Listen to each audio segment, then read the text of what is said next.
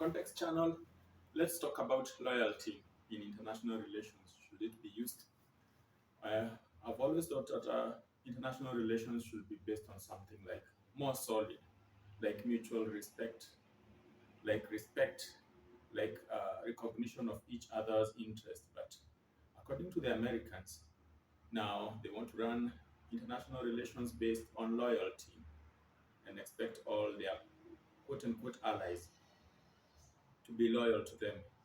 Here is a Senate meeting held recently, headed by this guy called Mr. Rish, and was discussing just how loyal is Kenya to them. And I want us to expound on this line of loyalty between them and Kenya. Who is disloyal to the other, and what should loyalty mean in international relations?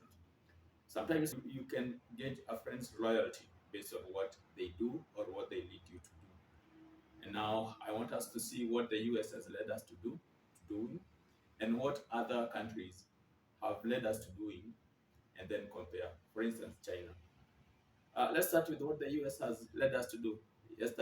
Last year in May, President Ruto went to Washington and he got a chair held for him, sat around feeling like a big man, but at the end of the day, he came home with nothing, just promises that our Kenya had now been admitted to non-NATO member ally and loaded with responsibilities. There was this discussion that the US will fund the expansion of Mombasa Road, which has not started yet, and I'm sure it will never start. And as a result of Kenyan promotion into that thing, non-NATO member ally, Kenya got itself some sick responsibility of deploying its troops to a foreign country in the Caribbean, in Haiti. And as you have noticed, even in the latest report, Kenyans continue to die. So far, several scores have died of Kenyans. There is another police officer called Kabiro, reported missing by the Kenyan media, but other media report that he died. But even the Kenya Police Service is lying, pretending not to know.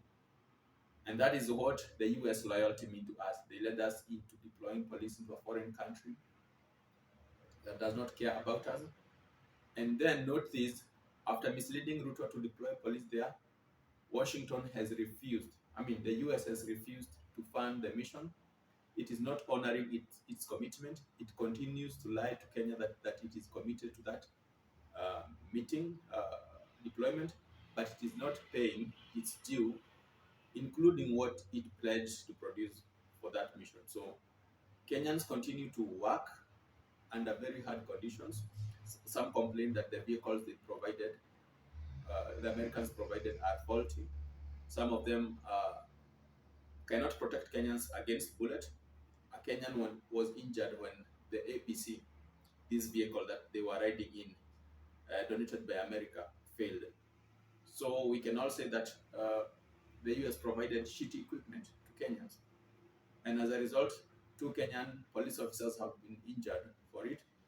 And then there's this increasing frequency of attacks, which, if you ask me, is probably that they are by gangs. If you ask me, there's enough information to think that it is a higher power, for instance, the US, that is leading those gangs on our way. The gangs buy weapons from the US, and up to date, they have not complained of any restriction in their purchases of weapons. So the US continues supplying the guns to gangs who pose a direct threat to Kenyans. So what this means is that the US, pretending to be very loyal to us, led us to deploy our police to Haiti and have now continued to arm the Haitian gangs that are now posing a threat to Kenyans and have led to deaths of several Kenyans. This report that occurred only 2 days ago shows that Kenyans now, instead of even stabilizing Haiti, are now fighting for their lives. They're now fighting for their lives. They are abandoned in a foreign country with faulty equipment, with gangs that are well funded and well armed that continue to buy weapons from the US. And the US is not doing anything about it. On the contrary, China has not led us to any mission. No, what they've done is they built roads for us. They built the Thika Superhighway, Nairobi Expressway, many bridges and many dams. And if you might have realized, even lately, President Ruto went there and he was given a loan of over 100 billion to continue construction of roads and dams. And they have not led us into any to deploy our police officers to a place where they could die. So what does that mean? They are completely loyal to us. They're not leading us to death. They're not leading the children of Kenyan poor, because the police officers are children of ordinary Kenyans. You've never seen Uhuru Kenyatta's son, or William Ruto's, or Musalia Mudavadi's, or Moi's son in the police service, or even in the military. They are always misleading the children of poor people to go and die for other wars so that their sons can get promotions in Kenyan embassies or other places, or so that they can get kickbacks from NATO. The assistance that Kenya will receive from China will go a long way in constructing new roads and expanding existing ones, making Kenyans to travel efficiently, to export goods, to farm, to produce, to make economy efficient, to make children go to school. So I mean, the Chinese are more loyal than the Americans. So this meeting held by Mr. Rish is pathetic, is a lie. If there was any loyalty, they should be loyal to us first before they can demand anything of loyalty from us.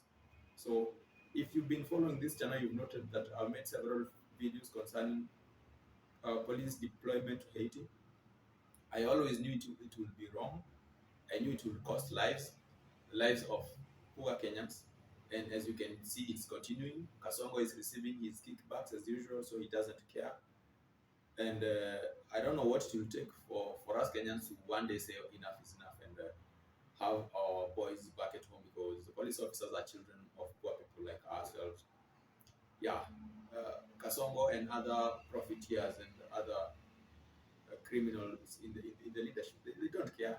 Even if police officers in Haiti were killed, or many of them got injured there, so long as those people high in the government continue receiving their kickbacks from NATO, from the US, they wouldn't really care about the children of young people. So anyway, that's so much about loyalty. And Context channel, like, share, and subscribe.